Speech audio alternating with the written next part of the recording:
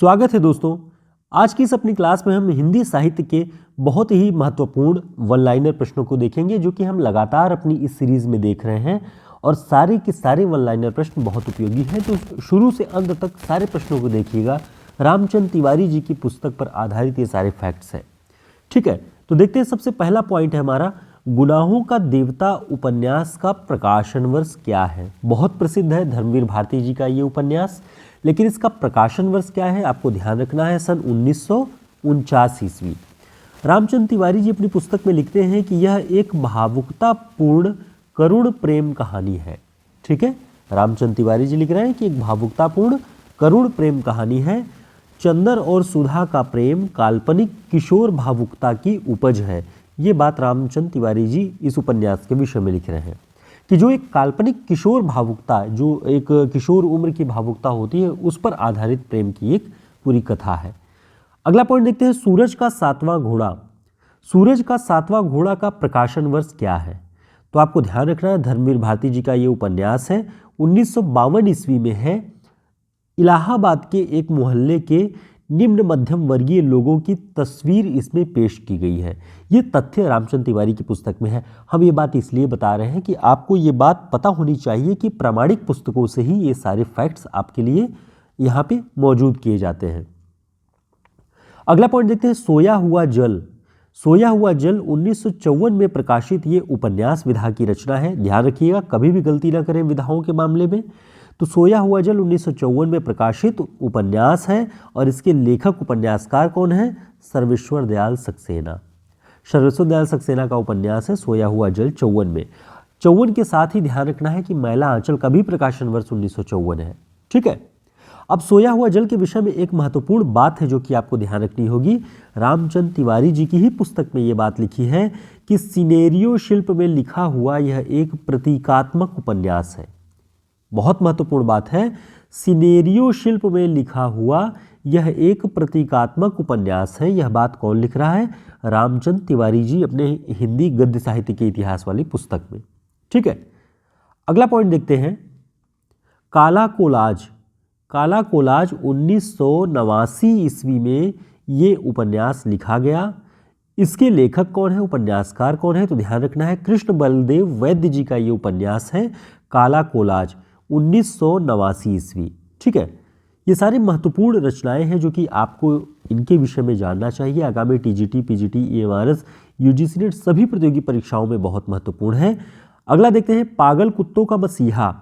पागल कुत्तों का मसीहा 1977 में प्रकाशित उपन्यास है और इसके लेखक कौन है, सर्वेश्वर दयाल सक्सेना। तो हम अभी तक देख रहे हैं कि सर्वेश्वर दयाल सक्सेना के दो उपन्यासों की बात हमने की, सोया हुआ जल और पागल कुत्तों का मसीहा। दोनों के प्रकाशन वर्ष को भी ध्यान रखेंगे, बहुत महत्वपूर्ण है। आगे कुछ और महत्वपूर्ण पॉइंट्स को देखते हैं। साथियों, से पहले एक आप सभी के लिए सूचना है कि रायपुर छत्तीसगढ़ में श्री रावतपुरा सरकारी यूनिवर्सिटी में एक दिवसीय अंतर्राष्ट्रीय संगोष्ठी का आयोजन किया गया है, जिसका शीर्षक है हिंदी भाषा की यात्रा लोक से विश्व तक। ये बहुत महत्वपूर्ण विषय पर आयोजित ये विद्वानों के सारगर्भित व्याख्यान यहाँ पर होने वाले हैं।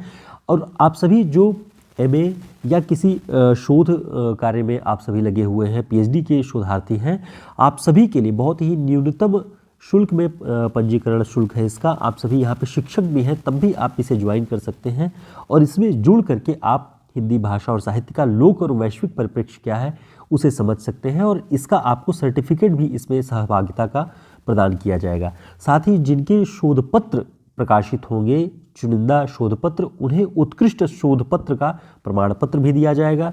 तो आप इन दिए गए कॉन्टैक्ट नंबर पर संपर्क करके इस सेमिनार में पार्टिसिपेट कर सकते हैं। इंटरनेशनल सेमिनार है। या फिर इस क्यूआर कोड को स्कैन करके भी आप पंजीकरण फॉर्म को भर सकते हैं और इसमें मैं खुद संयोजक के रूप में हूँ और विभागाध्यक्ष डॉक्टर पायल मैम हैं। तो इन सभी के नंबर भी हैं, आप सभी संपर्क करके एमए के विद्यार्थी हो, पीएचडी के विद्यार्थी हो या फिर आप शिक्षक के रूप में हैं, आपकी एकेडमिक गतिविधि के लिए बहुत महत्वपूर्ण आयोजन है। इसके विषय में थोड़ी सी और बात आप सभी जान लीजिए, फिर हम आगे अपने महत्वपूर्ण पॉइंट्स को देखेंगे कि संगोष्ठी 10 जनवरी को आयोजित होने वाली है। अंतर्राष्ट्रीय हिंदी दिवस, विश्व हिंदी दिवस के विषय पे हाइब्रिड मोड में ये हो रहा है संगोष्ठी, यानी ऑनलाइन ऑफलाइन आप दोनों में ज्वाइन हो सकते हैं। शोध पत्र आपके जो भी रिसर्च पेपर होंगे वो यहाँ पे प्रकाशित किए जाएंगे और उत्कृष्ट शोध पत्र का प्रमाण पत्र भी दिया जाएगा। 9 जनवरी तक आप इसे भेज सकते हैं और हमारे व्हाट्सएप नंबर पर संपर्क करके आप रजिस्टर्ड हो सकते हैं। साथ ही डिस्क्रिप्शन बॉक्स में इस वीडियो के आपको ये लिंक मिल जाएगा संगोष्ठी में रजिस्ट्रेशन का, उस पर भी टच करके आप क्लिक करके फॉर्म को भर सकते हैं, रजिस्ट्रेशन में शामिल हो सकते हैं। तो ये महत्वपूर्ण जानकारी थी आप सभी अच्छे विद्यार्थियों, शोधार्थियों के लिए, जो भी प्रतियोगी छात्र हैं उन सभी के लिए। अगले पॉइंट्स देखते हैं हम। योद्धा सन्यासी विवेकानंद, इसके लेखक कौन है? तो ध्यान रखना है ये जीवनी विधा की रचना है और हंसराज रहबर ने इस रचना को लिखा हुआ है। अगला पॉइंट है नेल्सन की जीवनी। नेल्सन की जीवनी 1928 में किसने लिखी है? शिव कुमार शास्त्री ने। ठीक है, आगे देखें तो जयप्रकाश नारायण के जीवन पर जीवनी किसने लिखी है 1951 में? तो ध्यान रखेंगे रामवृक्ष बेनीपुरी जी ने लिखी है। इसके साथ ही ध्यान रखना है कि एक और व्यक्ति हैं जिन्होंने जयप्रकाश नारायण की जीवनी लिखी है, जयप्रकाश नारायण नाम से ही, 1975 में अमरनाथ सेठ। ये सारे तथ्य रामचंद्र तिवारी की पुस्तक से हैं। प्रियदर्शिनी इंदिरा गांधी 1970 में किसने लिखी है? शिव कुमार कौशिक ने लिखी है। बहुत महत्वपूर्ण है, ध्यान रखिएगा। अगला महत्वपूर्ण पॉइंट्स है मानव पुत्र ईसा, जीवन और दर्शन, 1985 में ये किसने लिखा है? डॉक्टर रघुवंश ने। चैतन्य महाप्रभु पर जीवनी किसने लिखी है 1975 में? तो आपको ध्यान रखना है अमृतलाल नागर ने लिखी है। मार्क्स, ट्रोत्स्की और एशियाई समाज 1986 में ये किसने लिखा है? डॉक्टर रामविलास शर्मा जी ने। अग्निसेतु 1976 में ये जीवनी किसने लिखी है? किसके जीवन पर आधारित है? तो बांग्ला के विद्रोही कवि नजरुल इस्लाम के जीवन पर आधारित अग्निसेतु 1976 में प्रकाशित है। और अग्निसेतु लिखने वाले लेखक का नाम क्या है? तो ध्यान रखेंगे विष्णुचंद्र शर्मा जी ने लिखा है अग्निसेतु जीवनी।